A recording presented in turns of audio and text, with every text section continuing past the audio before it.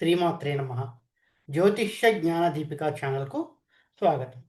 ఈ వీడియోలో రాహువు కుజుడు యొక్క కలయిక గురించి తెలుసుకుందాం. అసలు ఈ కలయిక మంచిదేనా? ఏమైనా దోషమా? ఎటువంటి సమస్యలు ఇస్తుంది? ఎటువంటి ఫలితాలు ఇస్తుంది అనేటటువంటిది ఈ వీడియోలో తెలుసుకుందాం. రాహువు కుజుడిని కూడా కలిస్తే ఒక రకమైనటువంటి కాలసర్ప దోషంగా చెప్తూ ఉంటారు. దాన్ని అంగారక దోషం అని కూడా అంటారు. రాహు కుజువుల కలయికని అంగారక దోషంగా చెప్తూ ఉంటారు. దాన్ని కాలసర్ప దోషం అని కూడా కొంత పరిగణిస్తూ ఉంటారు.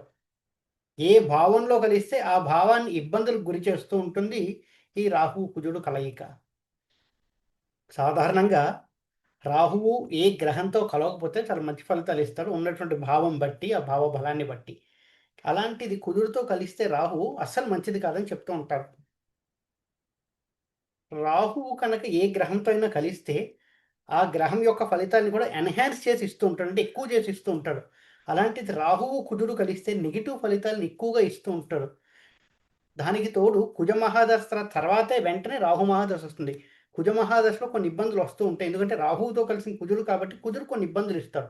ఆ తర్వాత వచ్చే రాహు మహాదశ ఆ ఇబ్బందులు ఎక్కువ చేసి ఇంకాస్త ఇబ్బందులు పెడుతూ ఉంటాడు జాతకుడికి. అందుకే రాహువు కుజుడు మంచిది కాదంటాడు.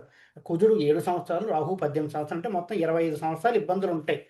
కొంత జాతకుడు 25 ఇయర్స్ లైఫ్ చాలా పెయిన్‌ఫుల్‌గా ఉంటుందని చెప్పొచ్చు రాహువు కుజుడు కలిస్తే. బట్ ఇదే కలయిక 3, 6, 10, 11 ఉంటే కొంతవరకు పర్వాలేదు. ఇబ్బందులు తక్కువుంటాయి. కానీ ఇబ్బందులనేవి ఉంటాయి. రాహువు, కుజుడు అనేది ఎప్పుడు ఇబ్బందులు ఇస్తుంటారు. కొంతవరకు పర్వాలేదు.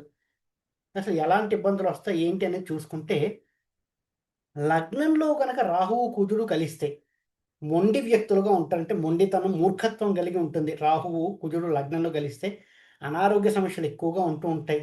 ఇతరులపై ఆధిపత్యం చేసే మనస్తత్వం, వైవాహిక జీవితంలో సుఖం లేకపోవడం, ఆ పార్ట్నర్ భాగస్వామిని ఇబ్బందులు పెట్టేటువంటి మనస్తత్వం కలగడము, కుయుక్తులు పన్నుట, మోసం చేసేటువంటి లక్షణాలు, మనస్తత్వం ఇలాంటివన్నీ ఉంటాయి. రాహువు, కుజుడు కనుక లగ్నంలో కలిస్తే. అదే సెకండ్ హౌస్ ధనస్థానంలో కనుక రాహువు, కుజుడు కలిస్తే కఠినంగా మాట్లాడేటువంటి మనస్తత్వం. అంటే చాలా కఠినంగా ఉంటాయి. అసభ్య పదజాల దూషణ కూడా చేసే అవకాశం కొంతవరకు ఉంటుంది. సెకండ్ హౌస్‌లో రాహువు, కుజుడు కలిస్తే. కుటుంబ కలహాలు, కుటుంబంలో ఎప్పుడు గొడవలు, కుటుంబ సౌఖ్యం లేకపోవుట, ఆర్థిక ఇబ్బందులు ఇవన్నీ ఎక్కువగా కలుగుతుంటాయి రాహువు, కుజుడు సెకండ్ హౌస్‌లో కనుక కలిస్తే. అదే థర్డ్ హౌస్‌లో రాహువు, కుజుడు కలిస్తే కొంత బానే ఉంటుంది. కానీ మొండితనం ఎక్కువగా ఉంటుంది. వ్యాపారం చేసేటటువంటి లక్షణాలు, మోసం చేసి వ్యాపారం చేసి డబ్బులు సంపాదించడం. అంటే వ్యాపారంలో మోసాలు చేసి డబ్బులు సంపాదించేటటువంటి లక్షణం కొంతవరకు ఉంటుంది. పబ్లిక్ కమ్యూనికేషన్ నలుగురితో మాట్లాడే పద్ధతి కొంత వెటకారంగా ఉండడం, విమర్శనాత్మక ధోరణిగా ఉండడము. అంటే ఎదుటివారిని ఎక్కువగా విమర్శలు చేస్తూ మాట్లాడడం, నేనే గొప్ప మీరందరూ ఏమి పనికిరారు అనేటటువంటి మాట తీరు లక్షణాలు ఎక్కువగా ఉండడం, ఇతరులని తప్పు పట్టే విధంగా ఉండడము, కోర్టు చిక్కులు, అనారోగ్య సమస్యలు ఇవన్నీ ఎక్కువగా ఉంటాయి. ఉద్యోగంలో కూడా మేనేజర్‌లతోని, తోటి ఉద్యోగస్తులతోని ఎప్పుడు గొడవలు పెట్టుకోవడం, వాళ్ళతో ఎప్పుడు వైరం ఉండడం ఇలాంటివన్నీ ఎక్కువగా ఉంటుంది. థర్డ్ హౌస్‌లో రాహువు, కుజుడు కలిస్తే. ఫోర్త్ హౌస్‌లో కనుక రాహువు, కుజుడు కలిస్తే మాతృ సౌఖ్యం లేకపోవుట, గృహ సౌఖ్యం లేకపోవుట, వాహన సౌఖ్యం లేకపోవుట, చదువులో ఇబ్బందులు, ఉద్యోగంలో ఇబ్బందులు ఇవన్నీ ఎక్కువగా కలుగుతూ ఉంటాయి. ఫోర్త్ హౌస్‌లో రాహువు, కుజుడు కలిస్తే. ఫిఫ్త్ హౌస్‌లో కనుక రాహువు, కుజుడు కలిస్తే సంతాన సంబంధిత సమస్యలు చాలా తీవ్రంగా వేధిస్తూ ఉంటాయి. సంతాన సంబంధిత సమస్యలు చాలా తీవ్రంగా వేధిస్తుంటాయి. పురుషులకైతే సంతాన సమర్థత లోపాలుండడం, స్త్రీలకి తీవ్రమైన ఋతు సంబంధిత సమస్యలు ఎక్కువగా ఉండడం లాంటివి జరుగుతూ ఉంటాయి. స్టాక్ మార్కెట్‌లో నష్టాలు, ప్రేమ వైఫల్యాలు, లవ్ ఫెయిల్యూర్స్ ఇవన్నీ ఎక్కువగా జరుగుతూ ఉంటాయి. ఫిఫ్త్ హౌస్‌లో గనుక రాహువు, కుజుడు కలిస్తే. సిక్స్త్ హౌస్‌లో కనుక రాహువు, కుజుడు కలిస్తే కొంతవరకు పర్వాలేదు. రాహువు, కుజుడు ఇద్దరు పాపగ్రహాలు సిక్స్త్ హౌస్‌లో కలిసారు కాబట్టి. కానీ ఎంత సిక్స్త్ హౌస్‌లో కలిసినా కూడా కొన్ని కోర్టు చిక్కులు వచ్చే అవకాశం ఉంటుంది. కొంత అనారోగ్య సమస్యలు, శత్రు బాధలు, రుణ బాధలు లాంటివి వచ్చే అవకాశం ఉంటుంది. ఉద్యోగంలో మోసం చేసి ఎదగాలి.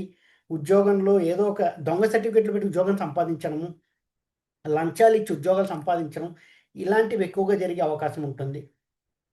సెవెంత్ హౌస్‌లో గనుక రాహువు, కుజుడు కలిస్తే వైవాహిక సమస్యలు చాలా ఎక్కువగా ఉంటాయి. అవివాహితులుగా ఉండడం, లేక వివాహం అయినా కూడా భాగస్వామి ఆధిపత్య ధోరణి కలిగి ఉండడము, డొమెస్టిక్ వయలెన్స్ లాంటివి ఎక్కువగా ఫేస్ చేయడం ఇవన్నీ జరుగుతూ ఉంటాయి.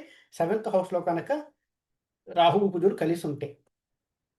ఎయిత్ హౌస్‌లో రాహువు, కుజుడు కలిసుంటే తీవ్రమైనటువంటి అనారోగ్య సమస్యలు, ఎప్పుడు హాస్పిటల్‌లో ఉండడం, బెడ్ రిడన్ అని చెప్పొచ్చు ఇంకా.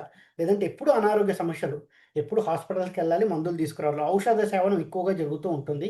ఆకస్మికంగా ఏదో ఒక సమస్యలు రావడం, ఆర్థిక సమస్యలు కావచ్చు, అనారోగ్య సమస్యలు కావచ్చు, కొత్త కొత్త సమస్యలు ఆకస్మికంగా ఒక రోగం తగ్గిందంటే ఇంకో రోగం, ఒక ప్రాబ్లమ్ తగ్గితే ఇంకొక ఆర్థిక సమస్య ఇలాంటివి రావడం. అత్తగారింటి నుంచి కూడా సమస్యలొచ్చే అవకాశం ఉంటుంది. అల్లుడు కావచ్చు, కోడలు కావచ్చు, అత్తగారింటి నుంచి వైరాలు, సమస్యలొచ్చే అవకాశం కొంతవరకు ఉంటుంది. ఎక్కువగా సర్జరీలు చేయించుకునే అవకాశం చాలా ఎక్కువగా ఉంటుంది. యాక్సిడెంట్స్‌కి గురయ్యే అవకాశం ఉంటుంది. ఎప్పుడు యాక్సిడెంట్స్‌కి గురవుతూ ఉండడం, గాయాలు పాలవ్వడం, దెబ్బలు తగిలించుకోవడం లాంటివి జరుగుతూ ఉంటాయి. ఎయిత్ హౌస్‌లో కనుక రాహువు, కుజుడు కలిసి ఉంటే. నైన్త్ హౌస్‌లో రాహువు, కుజుడు కలిస్తే ధర్మం పైన వితండవాదన చేస్తారు. అధర్మ ప్రవృత్తి కలిగి ఉంటారు. గురువులపై నమ్మకం లేకపోవడం, విప్లవాత్మక ధోరణి ఇలాంటివన్నీ కలుగుతాయి. ఇప్పుడు ఫారిన్‌కి వెళ్ళాలనుకున్నా కూడా ఏదో ఒక దొంగ మార్గంలో ఫారిన్ వెళ్దాం అనేటటువంటి లక్షణాలు కలిగి ఉంటారు. ఫారిన్‌కి వెళ్తారు. దొంగ మార్గంలో ఫారిన్ వెళ్ళడం లేదా ఫారిన్‌కి వెళ్ళి అక్కడ ఏమైనా తప్పుడు పనులు చేయడము ఇలాంటివన్నీ చేస్తూ ఉంటారు. నైన్త్ హౌస్‌లో కనుక రాహువు, కుజుడు కలిసి ఉంటే. 10థ్ హౌస్‌లో గనుక రాహువు, కుజుడు కలిస్తే వృత్తిలో నిజాయితీ లేకపోవడం, లేదా ఉద్యోగం కోసం తప్పుదారులు పట్టడము, వృత్తిలో నిలకడ లేకపోవడము, ఆహ్, లంచాలిచ్చి ఉద్యోగం తెచ్చుకోవడం, లేదా దొంగ సర్టిఫికేట్‌లు పెట్టి ఉద్యోగం తెచ్చుకోవడం, ఈ విధంగా ఉంటూ ఉంటుంది 10థ్ హౌస్‌లో కనుక రాహువు, కుజుడు ఉంటే. 11థ్ హౌస్‌లో కనుక రాహువు, కుజుడు ఉంటే అధర్మ సంపాదన ఎక్కువగా ఉంటుంది. సంతాన సామర్థ్యత లోపాలు, ఋతు సంబంధిత సమస్యలు పురుషులకి, స్త్రీలకి కలుగుతాయి. అధికమైనటువంటి కోరికలు, వాంఛలు ఉంటాయి. అది డబ్బు కావచ్చు, శారీరక సుఖాలు కావచ్చు, చాలా ఎక్కువగా ఉంటాయి. ఎక్స్‌ట్రీమ్‌గా ఉంటాయి ఆ కోరికలు వాళ్ళకి. ఏదో సంపాదించాలి, ఏదో చెయ్యాలి అనేది దానికోసం తప్పుడు దారులు పట్టే అవకాశం కొంతవరకు ఉంటుంది. ధనకాంక్ష ఎక్కువగా ఉంటుంది. గ్యాంబ్లింగ్, పేకాట, జోదం ఇలాంటివి చేయడం లేదా బెట్టింగులు చేసి డబ్బులు సంపాదించాలనుకోవడం ఇటువంటివన్నీ చేసే అవకాశం ఉంటుంది. 11థ్ హౌస్‌లో కనుక రాహువు, కుజుడు కలిసి ఉంటే. అదే 12థ్ హౌస్‌లో కనుక రాహువు, కుజుడు కలిసుంటే విదేశాలకు వెళ్ళాలనే కోరిక ఎక్కువగా ఉండి దానికోసం తప్పుడు మార్గాన్ని ఎంచుకునే అవకాశం ఎక్కువగా ఉంటుంది. విదేశాలకెళ్ళాలనేసి లేదా దొంగ భక్తులుగా మారే అవకాశం కొంతవరకు ఉంటుంది. చూడ్డానికి భక్తులుగా ఉంటారు కానీ, దానికి వెనకాలంతా ఏవో జేస్తూ ఉంటారు. డబ్బు సంపాదన కోసం. తప్పుడు పనులు జేస్తుంటారు. తీవ్రమైన అనారోగ్య సమస్యలు ఎప్పుడు హాస్పిటలైజ్ అవ్వడం. ఇలాంటివన్నీ జరుగుతుంటే రాహువు, కుజుడు గనక 12థ్ హౌస్‌లో ఉంటే.